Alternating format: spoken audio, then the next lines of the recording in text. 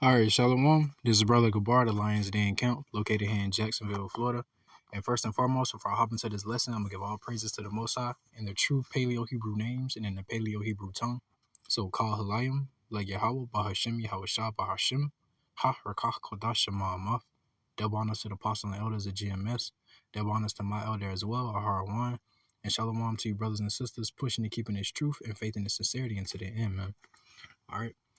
So as you can see, the title of this lesson is Free the Captives, because part of our duty in this truth, man, and, being the Lord's messengers of this truth and of this word is to free the minds, hearts, and spirits of our people, man, from the lies and the deceits and, those spiritual and mental chains that's on our people, man.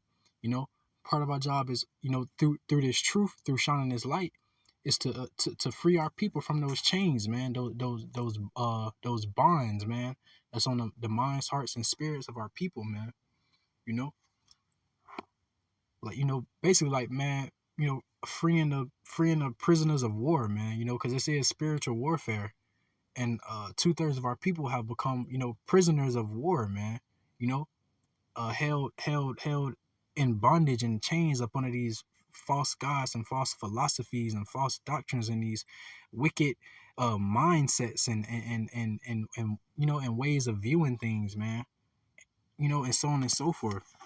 So I just want to get a few scriptures, man.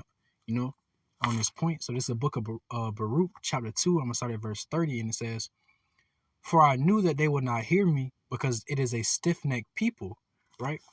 2/3 of our people, man, they are stiff-necked, man. The so-called Negroes, Latinos, and Native Americans, they stiff-necked, man.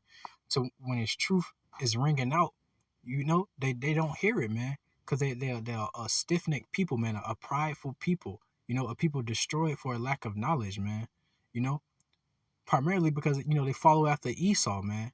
In these other nations, the ways of our enemies, man, the ways of these heathens. They don't have ears to hear and eyes to see, man, that this is the truth, this is the light, this is your way to freedom, man. So it says, "For I knew that they would not hear me, because it is a stiff-necked people, but in the land of their captivities they shall remember themselves," man. Right? That hopeful elect, and that 1/3, waking up and remembering ourselves, man, in the land of our captivities, man. The Lord saw fit to anoint us with this truth, this wisdom and knowledge and understanding, man. And this truth, what I'm saying? He saw fit to free us, man, from our, our spiritual shackles, man, our spiritual bonds, man, that we had when we was in this world. He knocked those shackles right off of us, man. Giving his truth unto us, calling us into remembrance of who we are, man, according to the Lord, according to the scriptures, man. Sons and daughters of Yahweh Shem Yahushua, man, God's chosen people, the Israelites that the Bible speaks of, man. All right, in verse 31 it says, I'm gonna go back to verse 30. "But in the land of their captivities they shall remember themselves, and shall know that I am the Lord their God, for I will give them an heart and ears to hear, and they shall praise me in the land of their captivity and think upon my name." Right? So verse 31 it says, "And shall know that I am the Lord their God," our power, man. Right? The Lord Yahweh Shem Yahushua is only the God of the nation of Israel, you so-called Negroes, Latinos, and Native Americans. All right, it says, "For I will give them an heart and ears to hear." Right? Man, the Lord gave us the heart, the heart, the mind, the spirit, and the ears to hear, that call to freedom, man. Them freedom bells ringing, man, which was this truth ringing out. The Lord gave us eyes to see it, that this is the truth, ears to hear that this is the truth, and a heart and a mind to believe and have faith that this is the truth, man. This was that way to freedom, man. Mental, spiritual freedom, right? And the physical freedom coming next, man. Through the power of Yahweh Shem Yahushua.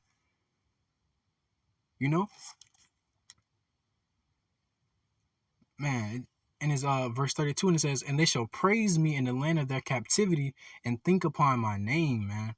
Right? Because, man, when you get spiritually free from the chains and the bonds of this place, man, this system, this wicked behind captivity, right? You man, you're gonna give praises, to the one who freed you, which is Yahweh Shemi Hawashai, man. Through the spirit that he put on the men of the Lord, doing his work, teaching the message, relaying the message of the Lord, Yahweh Shemi Hawashai. Man, you gonna praise the one who granted you your freedom, man. Right? And you also gonna think upon his name, man. Man, that's why we constantly saying call halayim la Yahweh Shemi Hawashai. For waking us up from that darkness, man, waking us up from them, waking us up to freedom, man. Showing us that road to freedom, that route to freedom, right? Man, even giving praises to Yahweh Shemi Hawashai during the trials and the tribulations, man. While traveling in that path to freedom, man, which is that straight and narrow. So through all the afflictions, the tribulations, the blessings, the curses, man, constantly giving praises to Yahweh Shemi Hawashai, right? Man, because it's one thing to be going through that, as a free man per se. It's another to be going through those things still in chains and still in shackles, man. In a spiritual sense. So through it all, we give praise to Yahweh Shemi Hawashai, man. Constantly think upon his name, you know what I'm saying? Think upon this truth. Think upon his wisdom and knowledge that the Lord bestowed upon us. Thinking upon the spirit of Yahweh Shemi Hawashai, man.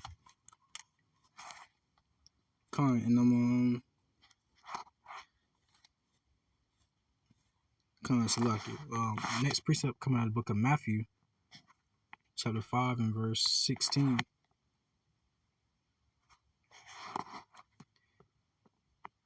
I'm going to start at verse 14.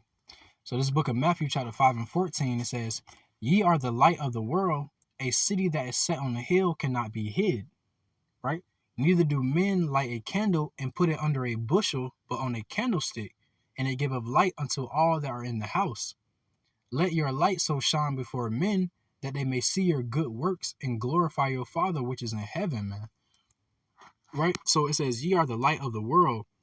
A city that is set on the hill cannot be hid. And that is exactly how we And that's exactly how we grant freedom unto our people, man. Through the spirit of Yahweh Shemi Hawashai. You know what I'm saying? Which is that light. That's exactly how we light the path to show our people the road to freedom, the route to freedom, man. That spiritual, that mental freedom, and again, that physical freedom coming soon, man. Right? So it says, ye are the light of the world. A city that is set on a hill cannot be hid, man. The Lord set us on a hill to give light to all those that have ears to hear, eyes to see, man, and a heart to believe, man. To see that road to freedom, that road to Yahweh Shemi Hawashai, to hear that call, to hear this truth, the men of the Lord, and to hear and know, all right, these brothers telling us this the road to freedom, this the road to salvation. All right, and a heart to believe it, man. Because it's one thing to see it, is another thing to hear it, but it's a whole nother thing to believe it, have faith in it, man. To walk that path, to walk that route, Shoot, literally, like even going back to what was it? Like Harriet Tubman, man, when she was like, leading the slaves through the Underground Railroad, man. It was one thing for those, brothers and sisters to hear, oh yeah, it's a woman leading, slaves to freedom. It's another thing to see them escaping, right? But then it's a whole nother thing to believe and have faith. You know what I'm saying? Like, okay, yeah, this the route that's gonna get us free. Man. That's why the scripture tell you, man, faith without works is dead, man, because you can't claim to believe like this the road to freedom, man, but not put in the works, you know what I'm saying, to strive for that freedom, and ultimately that salvation, I should say. In verse 15 it says, Neither do men light a candle and put it under a bushel, but on a candlestick, and it giveth light unto all that are in the house. Right? And a bushel is something that you put over the candle to dim the light. Right? So we're not supposed to dim this light, man. We're not supposed to dim the spirit of Yahweh Bashim Yahushua. Wise as a serpent, harmless as a dove. So, you move accordingly, according to different situations and things in this captivity, right? But you are not to dim your light, man. Because that light, that spirit of Yahweh Bashim Yahushua that's within you, what I'm saying? Somebody out there looking for it, man. So it says, neither do men light a candle and put it under a bushel, but on a candlestick, and they giveth light unto all that are in the house, man. Because of that candlestick, that light is set on a candlestick, man. You light a candle in a room in a house, it light up the whole room, and if you leave the door open, shoot, it'll light up the hallway and going into the next room, and that's how the spirit of the Lord Yahweh Bashim Yahushua Salaki is supposed to be within us, man. Our people should be able to easily see that light, you know what I'm saying? Easily see that example, right? And know that, man, this is the route, this is the way to go, man. This is how I get all my questions answered. This is how, man, this is how I get free from myself, man. This is how I get free, mentally and spiritually, man. This is the road to salvation. Verse 16, it says, let your light so shine before men that they may see your good works and glorify your Father which is in heaven, man.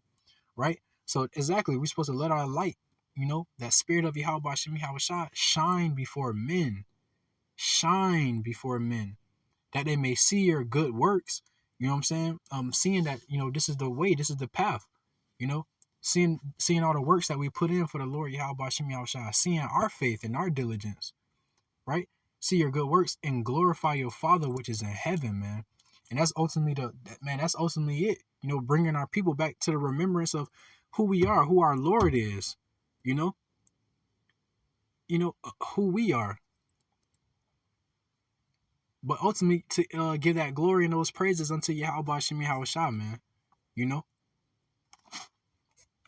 Man. Come on, I'm gonna hop to the book of Romans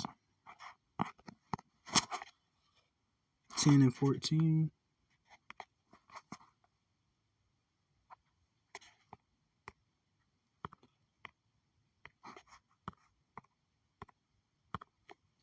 Gone. It's the book of Romans chapter 10. I'm going to start at verse 13. And it says, for whosoever shall call upon the name of the Lord shall be saved. Right? How then shall they call on him in whom they have not believed? And how shall they believe in him on whom they have not heard? And how shall they hear without a preacher? Right? Man, it says, for whosoever shall call upon the name of the Lord shall be saved, man. Shall be freed. But it says, how then shall they call on him in whom they have not believed? And how shall they believe in him of whom they have not heard? And how shall they hear without a preacher? Right? And that hopeful elect, man, are the only ones set up as those preachers, man, those messengers, to shine that light, to cause our people to not only hear, but believe, And it says, how shall they preach except they be sent? Man, because, the Lord did not send all these so-called prophets and pastors and deacons and ministers, man. What he did, but, on the left-hand side, man, to further that confusion, further that, but the ones teaching in truth, in the spirit of truth and sincerity, man, and according to the true wisdom and doctrine of the scriptures, man. Those are the ones that were set up to shine that light, man. To shine that light for our people to see that light, that path to salvation, to freedom lit up, that hopeful elect. Those are the ones that was sent, to relay this message, man, so our people could hear that, this is the road, this is the path to freedom, this is the path to salvation, and also so they can believe it, right? And it says, how shall they preach except they be sent? As it is written, how beautiful are the feet of them that preach the gospel of peace and bring glad tidings of good things, man. So it says, how beautiful are the feet of them that preach the gospel of peace, making peace between 2/3 of our people and the Lord Yahweh Shem Yahushai. You know, calling our people unto repentance. Man, the scripture tell you, man, roughly paraphrasing, that there's joy in the presence of the angels over one sinner that repenteth, man. So it says, how beautiful are the feet of them that preach the gospel of peace, man. Man, reconciling our people, man, you know, bringing peace between the Lord Yahweh Shem Yahushua and 2/3 of our people, man, you know, and bring glad tidings of good things, man. You know, the prophecies, you know, man, Esau and these other nations being brought low, you know, Israel, the so-called Negroes, Latinos, and Native Americans being, you know what I'm saying, man, freed from this captivity, you know, exalted, you know, as sons and daughters of Yahweh Shem Yahushua, and so on and so forth, man. You know, ultimately that salvation, you know, that freedom, you know, just on point with the lesson. Man, you know, so man, it's our duty to free the captives, man. Because we literally at war, man, and 2/3 of our people are, you know what I'm saying? Like, we behind enemy lines as well, you know, but man, we are not prisoners of war. Man, the Lord freed us from that. You know, and now we doing the same thing to 2/3, man, you so-called Negroes, Latinos, and Native Americans. Come on, this is the book of John, chapter 8 and verse 32, to sum up the point. And it says, and ye shall know the truth, and the truth shall make you free, man. And man, we can't gain that freedom no other way than through Yahweh Shem Yahushua, man. You know, you can search history, man. We done tried it with the guns. We done tried it through the, you know, the education and they school systems. We done tried it voting and rioting and, you know, and you know, starting revolutions and different movements and so on and so forth. But none of that was rooted in the true knowledge and wisdom and understanding of these scriptures, man, and who we are, and who ultimately who the Lord Yahweh Shem Yahushua is, man. So it says, and ye shall know the truth, and the truth shall make you free, man. And shining this light, you know, the spirit of the Lord Yahweh Shem Yahushua, man, it is the truth. That's gonna make our people free, man. You know. So this, man, this is how we fight this spiritual fight, man. Is you know, relaying this truth, man. You know, shining that light, that spirit of Yahweh Shem Yahushua, the true knowledge and wisdom and understanding of these scriptures. You know, this is how we free our people, man.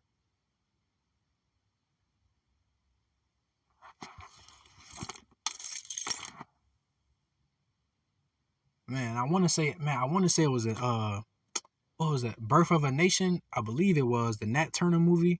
I could be mistaken. But you know, it was, man, if it wasn't Nat Turner, it was some other slavery movie. Salakia, if I'm incorrect. But it was a slavery movie, and you know, they was getting free off the plantation. And the leader of the movement or the revolt, he was like, he asked a question like, how many of y'all want to be free? And you know, everybody raised their hand, and he was like, how many of y'all gonna fight, are gonna fight to be free?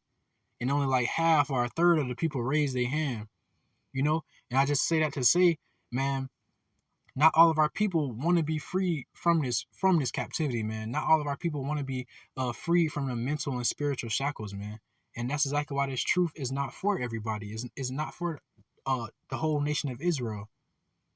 You know, it's only for that select few that the Lord wants to free, that the Lord wants to wake up.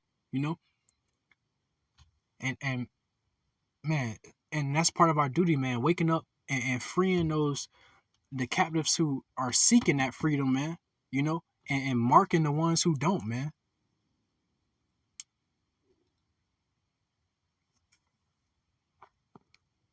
And Con, with that, I'm gonna say shalom.